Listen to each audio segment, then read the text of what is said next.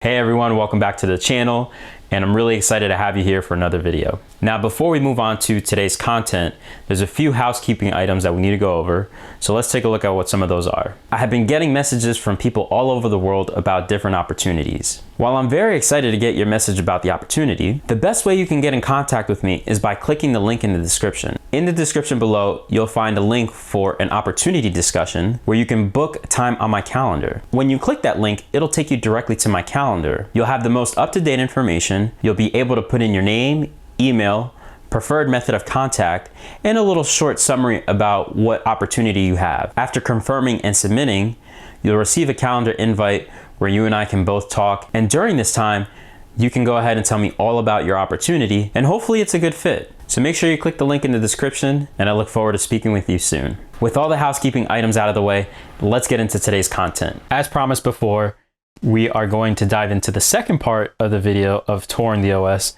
but this time, instead of using the GUI, we're going to talk a little bit about the command line. The command line is the most powerful way in which we interact with the operating system. It's imperative that you learn how to use the command line because it's the primary way in which we interact with the operating system. If you haven't seen our first video about touring the operating system using a GUI, I'll put a link in the description, and also as well somewhere up here on the screen, you'll see a link for that first video. Go ahead and watch that to make sure you understand what the GUI is like, how to navigate it.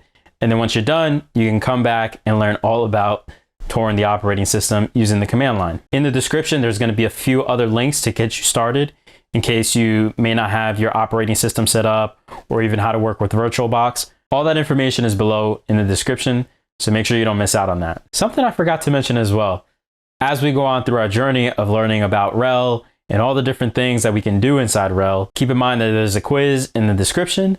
So if you want to test your knowledge and see if you're actually learning something, go ahead and click the link. Let me know in the comments how well you did. Let me know your score, or if you have any questions, if there's something that wasn't clear, more than happy to hear about that and answer your question. Before we go over our brief overview of the command line, make sure you go ahead and give a like for the video. Make sure you subscribe to the channel as well so you don't miss out on any videos.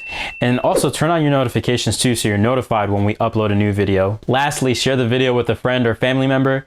You don't know if they want to start their tech journey, or maybe they're in their tech journey and need a little bit of help. Our videos are here always to help out anybody who wants to learn. So with all those items out of the way, let's jump into today's video, and I'll see you all on the other side. Now that we've had our tour around the desktop using the GUI, the most common way that most people use a Linux environment is using the terminal. So let's go ahead and launch the terminal. And we do that by clicking Activities, and you can see right on the dock, the terminal is over here. Another way to find the terminal if you don't have it in the dock is you can actually search for it. So we can click on search and type in terminal. And as you can see, I didn't even finish typing it entirely, but the terminal is the #1 hit. So let's go ahead and launch it. And again, you can launch it by using the dock or by using the search feature. Now that we have the terminal up and running, one of the things that I'm going to do first is I'm going to increase the font to make it a little bit easier to read. Now that we've launched the terminal, one of the first things that I'm going to do in order to make it easy to read is by increasing the font. And we do that by clicking on View, and we can zoom in. And as you can see here, keyboard shortcut is Control++. And I'll zoom in one more time. Here is what we call the terminal. And this particular piece of software is what allows us to interact with Red Hat Enterprise Linux, or any Linux distribution for that matter. So you type in commands, and the computer carries out those commands. Now you may be asking, well, where am I typing in these commands? Because yes, this is the terminal, but also what we have inside of this terminal is what's called the shell, and that is what you're using to interact with the operating system. And this particular shell by default is called bash, or commonly known as the born again shell. And we can figure out what type of shell we're using by typing in the command echo space $, and all capital shell.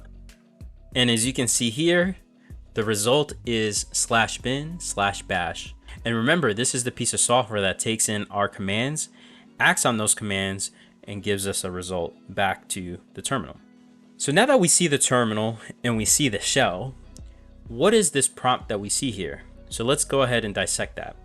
So the first thing that you're seeing, El Acosta, that's the name of the user.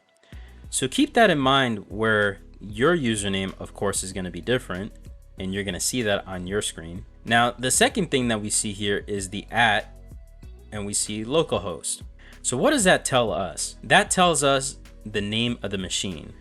So this particular machine, this virtual machine that we created, the name of the machine is called localhost. If we put it all together, we're saying that we have user L Acosta and they're on machine called localhost. Now, what's the next thing that we see here? We see what's called tilde, and tilde represents where we are in the file system. And we will go over in a later video what a file system is. Just know that this part of the prompt tells you the location of where you are in your file system. As an example, I can change the location of the file system and that should update.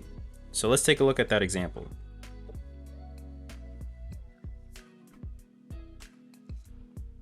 And as you see here, I changed my location to the desktop. That tilde changed from home to now desktop, which shows you where you are in respect to the file system. Pretty cool. So let's head back now to our home location, and we use that by using tilde.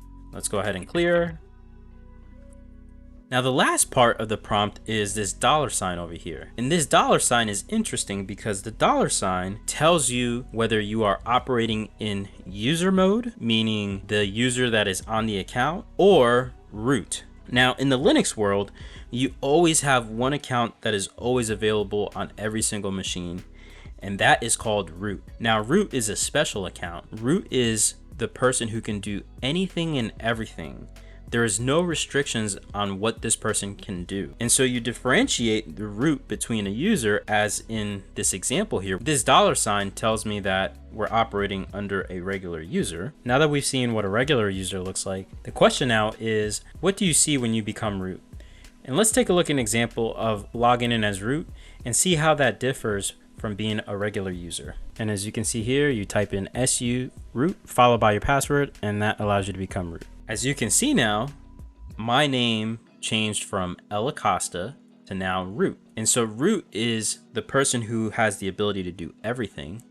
But not only do you have root, you also have this £sign at the end. So this £sign lets us know that we are the root user now, and we have the ability to do anything and everything. Keep in mind that that does pose some security threats, or it leaves room for error.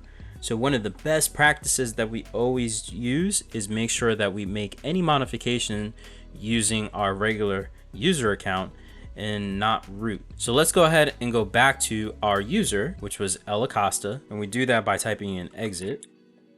And we've exited from becoming root, and now we're back to L Acosta, which is my normal user. Now there was a lot of different commands that I typed into the terminal, and for now you may not be familiar as to what I'm typing or what goes where. One of the other things that I'm going to do for you in order to help you out with some basic commands is I'm going to put a link in the description and also somewhere in the video too, where you can follow the top 10 commands in order to work with the terminal. And those top 10 commands will give you a good primer as to some of the basics that you can put into the terminal and just navigate the operating system. So make sure you click that link, follow some of those top 10 commands and practice on your terminal. So make sure you're comfortable using the terminal and learn those top 10 commands. And reason being is because that is the most powerful way that we can work with the operating system.